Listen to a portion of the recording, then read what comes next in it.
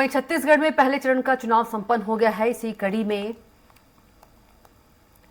चुनावी माहौल का जायजा लेने स्वराज एक्सप्रेस की टीम बलौदाबाजार विधानसभा क्षेत्र पहुंची। इस सीट पर वैसे तो 11 प्रत्याशी चुनाव मैदान में हैं, लेकिन मुख्य मुकाबला भाजपा के टंकराम वर्मा और कांग्रेस के शैलेश नितिन त्रिवेदी के बीच नजर आ रहा है।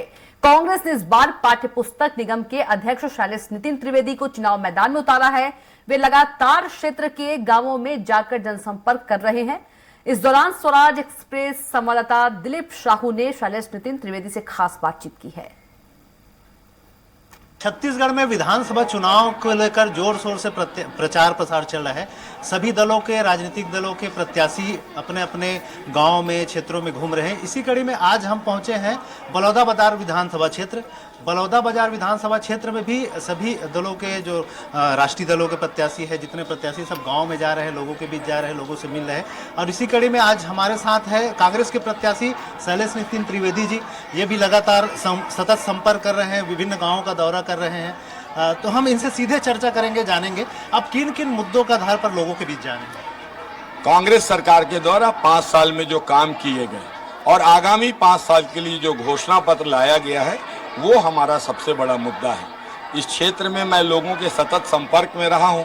हम लोगों ने इस गांव में भी पदयात्राएं की हैं और ये चुनाव हम लोग अपने कांग्रेस के कार्यकर्ता booth committee, zone committee, sector committee और ब्लॉक कमेटी की ताकत पे लड़ रहे हैं। एक अभिनव प्रयोग है और इस प्रयोग के बहुत अच्छे परिणाम आएंगे, ऐसा हमारा विश्वास है। इस बार देखा जा रहा है कि किसान और धान पर फोकस किया जा रहा है। बीजेपी ने भी अपने घोषणा पत्र में किसान और धान को ज़्यादा फोकस किया है।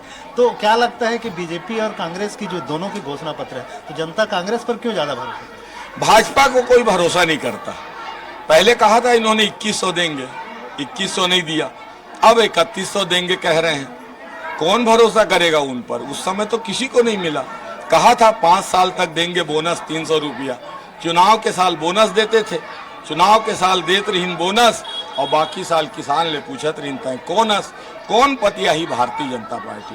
कोई भरोसा नहीं करता भाजपा पे। भाजपा अपनी विश्वसनीयता खो चुकी है, छत्तीसगढ़ में जमीन खो चुकी है।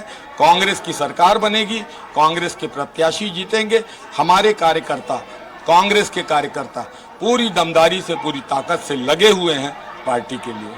विभिन्न गांवों में आप दौरा कर रहे हैं, लगातार लोगों से मिल रहे हैं। किस तरह की समस्याएं देखने को मिल रही है, किस तरह की मांगे इनकी ओर से आ रही हैं? गांव में ग्रामीणों की अपने अपने यहाँ कहीं शाला भवन के उन्नयन की बात आती है, कहीं कोई पुल पुलिया सड़क की बात आती है। तो अलग अलग गांव में अलग अलग तरह की बातें, कहीं सामाजिक भवन को लेकर भी बात उठती है, कहीं महिला भवन मांगते हैं। लेकिन एक बात को लेकर सारे ग्रामवासी एक मत हैं कि कांग्रेस की सरकार ने, भूपेश बघेल सरकार ने बहुत अच्छा काम किया है, इसलिए प्रदेश में कांग्रेस की सरकार बनाना है।